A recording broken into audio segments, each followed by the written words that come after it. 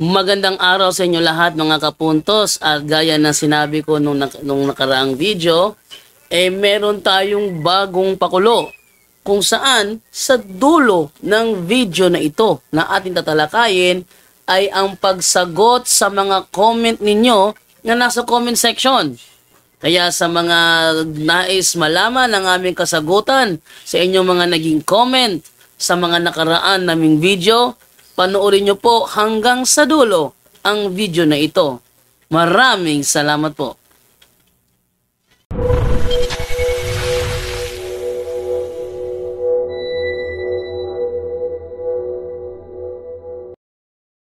Magandang araw po mga kapuntos, at sa araw na ito po meron po akong tampok na video para sa inyo at sana ay magustuhan ninyo. Kaya sa mga bago pa po sa aming channel, please po don't forget to hit the subscribe button at ang notification bell para maging notified kayo sa bawat video na ilalabas ko sa channel na ito. At bilang kahilingan po ng punto por punto team at naway maintindihan po ninyo, sana po wag nyo pong i-skip yung mga ads sa aming mga video. Sa maliit na bagay na po na yan, malaking tulong po yan sa ating programa at sa ating ministry. Sana po maunawaan po ninyo. Maraming salamat po, kaya wag na po natin patagalin. Simulan na po natin.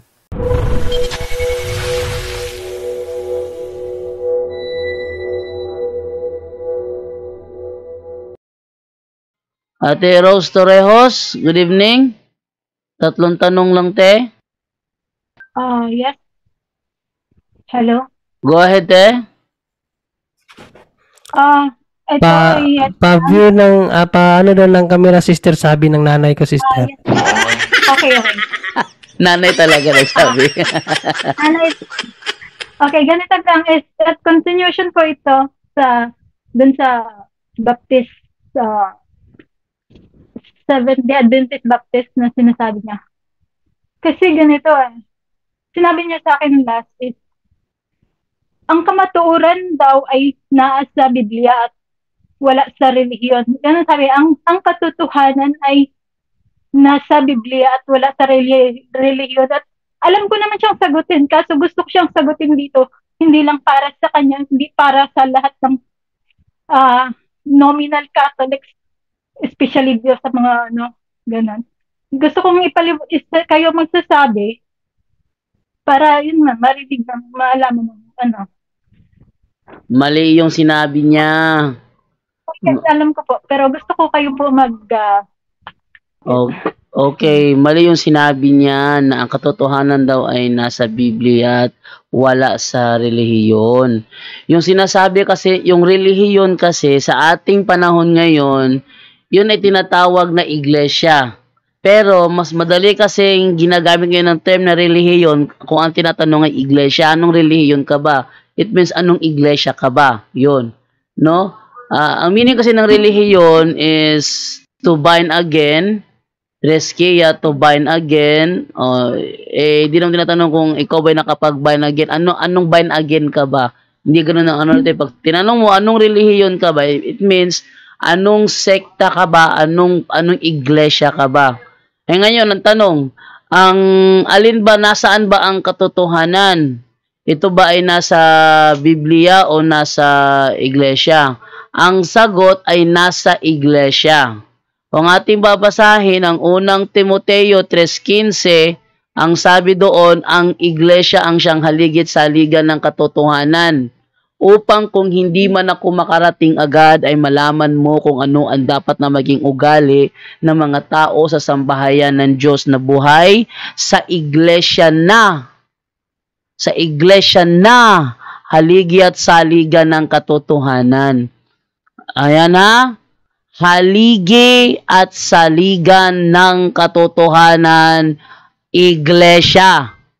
Tuloy mo sa 16 ko. Hindi Biblia. At kung babasahin ito niyan sa 16, kung may kaligtasan ba sa relihiyon, eto sabi, hindi maikakaila na napakadakila ng hiwaga ng ating relihiyon.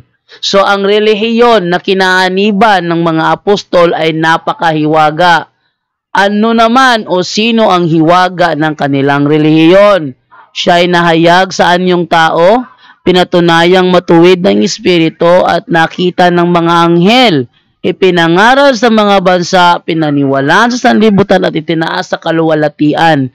Si Kristo ang hiwaga ng ating relihiyon. Kaya ang iglesia ang siyang haligi at saligan ng katotohanan kasi ang authority sa pamamahala ng iglesia ay iniwan niya sa iglesia at hindi sa Biblia. Ang Biblia, maraming pangyayari sa mundo, hindi nakasulat sa Biblia. Kaya hindi Biblia ang haligid sa haligi ng katotohanan, kundi ang iglesia. Yun. Ate Ros? Oh yes, ako. Kasi, gusto kasi niyang malaman, yung verse daw, gusto niya ibigay ko yung verse na mababasa po yung word na Katoliko doon sa katotohanan na, gusto ko mabasa. Sinabi ko na sa Matthew 16 ayaw niyang tanggapin. O di, magbasa tayo ng isang protestanteng Biblia na tinatawag na Richard Baxter Bible. O yan na. Kuha ako ng Biblia na Richard Baxter. Ito ay protestanteng Biblia ha, hindi ito Catholic Bible para sabihin niyo nandaya ako. Ito ay isang Biblia protestante, ay ganito ang ating mababasa. Ito. Ang sabi ay ganito, no? Wait lang, double check ko lang. Ito. Sa John 10:16 niya, ganito, palakihin ko lang para madaling makita. Wait. Ito, palakihin ko lang. Ito sinasabi. And besides the Jews, I have chosen people among the Gentiles. Them I must call and gather to me, and Jews and Gentiles shall be one Catholic Church. Under me, their only universal head and shepherd. O, nahanap niyang Catholic Church. Ayan! Mababasa Catholic Church. Napakaliwanag, oh. Oh. I-forward mo yan, kamo. Oh. And naka-share to na reading ko. Oh, screenshot mo. Screenshot mo, screenshot mo. Para madali, screenshot mo. Yan. Para makita talaga. Oh, natapos na? Okay. Yung last na lang. Pwede ba sa isang tao, dalawa ang sekta? Kasi dito sa Singapore, Baptist siya. Pag uwi ng Pinas, is Seventh-day Adventist. Hindi pwede yun. Hindi pwede yun. Ang Baptist, linggo yan magsimba. Para sa mga Seventh-day Adventist na nagsisimba ng araw ng linggo, itatapon sa impyerno. Hindi, kasi ganito, wala kasing dito, walang Seventh-day Adventist sa Singapore, sa abroad walang Seventh-day Adventist, lang dito, kaya daw, nag-convert siya dito. Sabi ko, paano yung pag-uwi mo? Sabi niya, pag-uwi mo, of course, babalik ako sa SDA. Gano'n. Ay, Ayaan mo, sister, hindi naman sila Katolik. Ayaan mo na lang, malito sila lalo. Parehong mali. Parehong sulpot. Yan nga parehong sulpot. Hindi, ganito pala sabi ko, dalawang sekta mo, tapos sabi mo hindi nakakaligtas. Anong ginagawa mo dyan? Ayun, hindi na sumabot. Ayun. Basta, yun na yun. Yung isa nga, sige, thank you so much. Yung isa nga, nagpost sa Facebook, si FD daw siya dati, ngayon nag-SDA na. Hinamon ko siya maglabas tayo ng ng ebidensya. Ako mauuna. Ang reason kaya ako nag-Catholic is ang founder ng Catholic, si Jesus Christ. Ikaw, sino bang founder ng SDA? Ay, hindi na, binlock na kaagad ako. So, thank you, Ate Rose.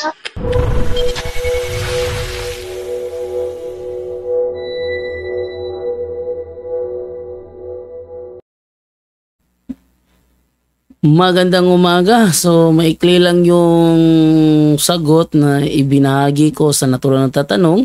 Pero dito, may sasagutin muna tayo na tanong from the comment section. Ito ay galing kay Bisayang Mandaragat 3964. Sabi dito, sana po masagot po yung tanong ko. Si San Pablo po, nagkita ba sila personal ni Jesus nung siya'y nagpakatao? Sa pagkakaalam ko, nagkita sila ni Kristo. Pero doon sa daan papunta sa Damasco, kung saan sinabi sa kanya ni Kristo, Saulo, Saulo, bakit mo ako inuusig? nagkita na sila. Pero doon sa panahon na si Jesus ay ibinanganak bilang tao, hanggang sa siya ay pinako sa cross, wala pa akong nabasa na nagkita sila. Ang alam ko lang, existing na si Apostol Pablo doon. Dahil nung panahong yun, mga ilang buwan lang siguro, isa si Apostol Pablo sa mga taga-usig sa sa mga alagad ng Diyos. Isa siya sa mga taga-usig. Kung nagkita ba sila nung panahong tao pa si Kristo hindi pa pinapako sa cross, walang nakalagay kung nagkita pa, but it doesn't follow na hindi sila nagkita. Okay?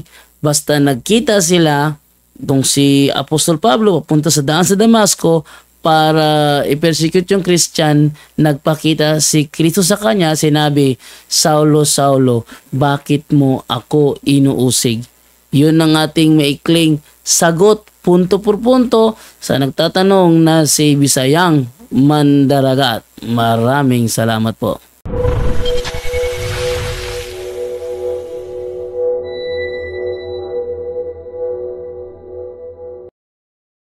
At alas 10:06 na po.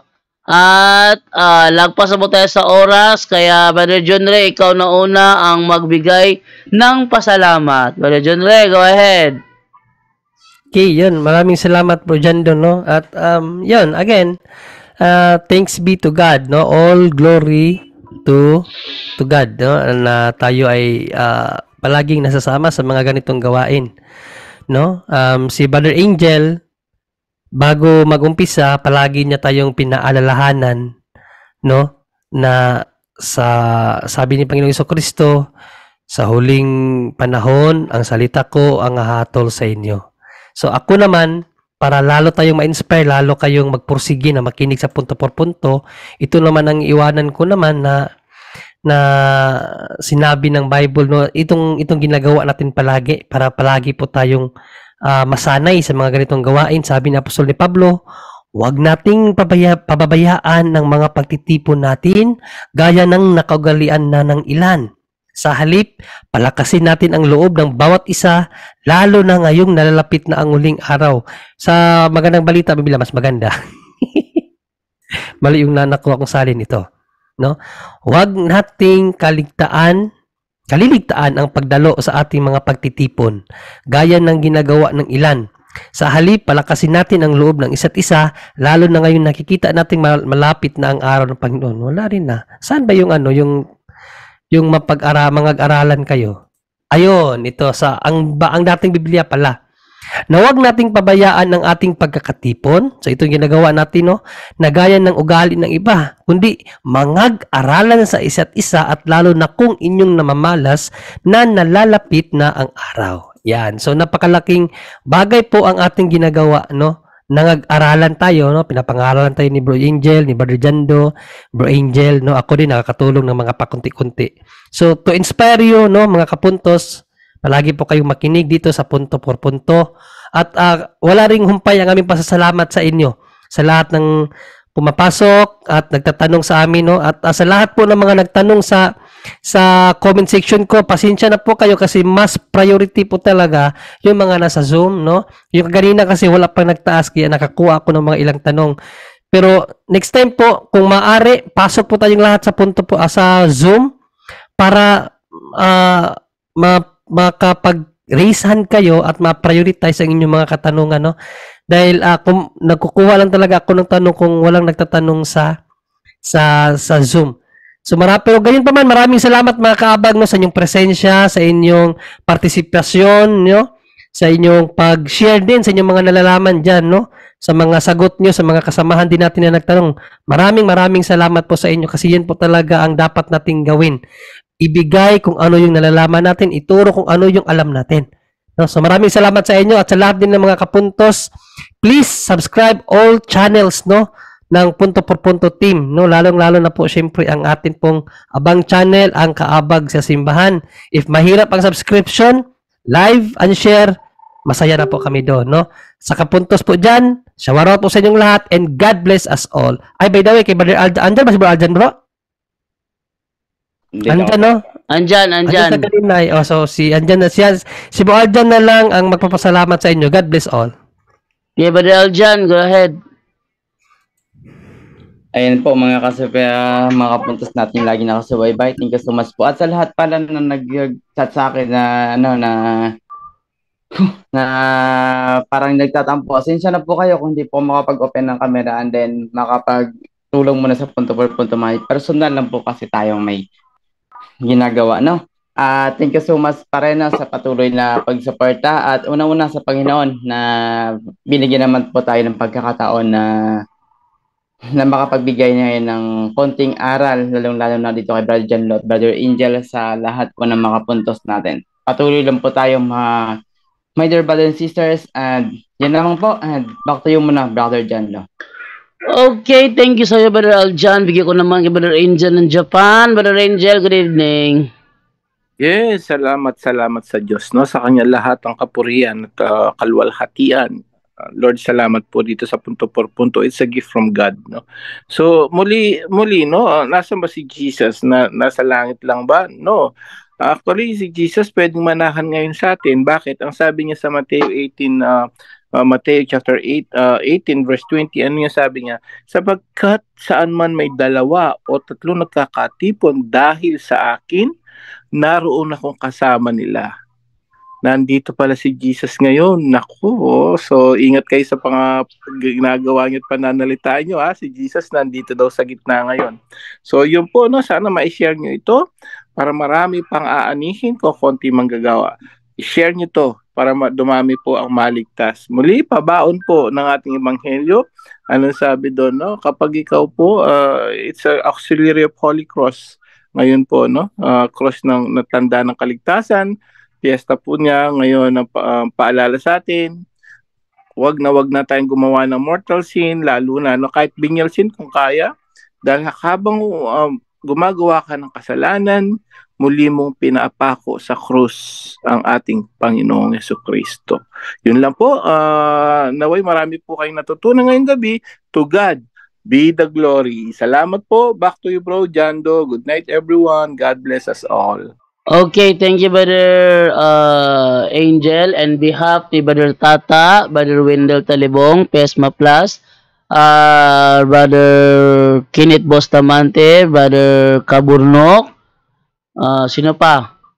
Brother Romel Palma, sa lahat ng kasama sa punto por punto, thank you po sa mga nag-subscribe, sumubaybay, nag-follow sa amin, sa mga Facebook namin, sa aming mga YouTube channels. Thank you po. Walang sawa niyong pagsubaybay sa aming programa. Makatoliko man o masulpot, welcome kayo dito. Pero ilang gabi na tayo nagprograma, wala pang pumasok na sulpot para makipagsubukan. Bakit kaya? Hindi niyo ba kaya? Pero ganun pa man, maghihintay pa rin kami hanggang may pumasok na sulpot dito at makipagsubukan. Ganun pa man, thank you po sa inyong lahat. At kailangan na po natin tapusin ang ating programa dahil gabing-gabi na. Patulogin ko na si Mike at si Divine dahil klase pa bukas.